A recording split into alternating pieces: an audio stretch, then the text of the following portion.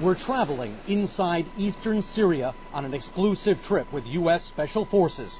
General Jonathan Braga tells us this rural terrain was ISIS's heartland and that the extremists have been driven way back. But now there are fears the U.S. could end up in a direct conflict with new adversaries, Russians. We drove to the Conoco oil and gas refinery, now a U.S. base. It's the first time reporters have been here since American troops came under attack on this spot last month by 500 fighters, including Russian mercenaries, an international incident shrouded in secrecy until now. So on that night, we started receiving artillery rounds in and around right where you're standing, upwards of 30 different artillery rounds.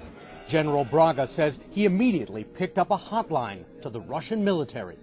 So you called and said, stop this? Yes, I did. What response did you get?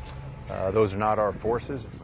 U.S. forces were unconvinced. Braga says they gathered in this building to launch a counterstrike, raining down artillery and airstrikes. 200 to 300 of the Russian force was killed. Is that accurate? Oh, and that's, I would say, close to our estimates as well. Were you worried that this could have become some sort of real war with Russia? Well, absolutely concerned. U.S. military officials tell NBC News the Russian mercenaries were from the Wagner Group, a shadowy security firm linked to Yevgeny Prigozhin, a powerful oligarch known as Putin's chef. The U.S. captured intercepts of the mercenaries' communications, complaining about their heavy losses. They tore us to pieces, put us through hell, said one. The Yankees made their point. And it seems the mercenaries haven't given up. General Braga took us to the edge of the base, pointing out to where similar forces have come back. Hope it doesn't happen again, but if it does, we'll be ready.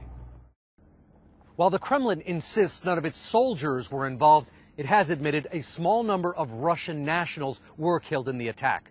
For U.S. troops here in Syria, this is a very sensitive issue. They're trying to fight ISIS, but have to navigate through what is increasingly a free-for-all.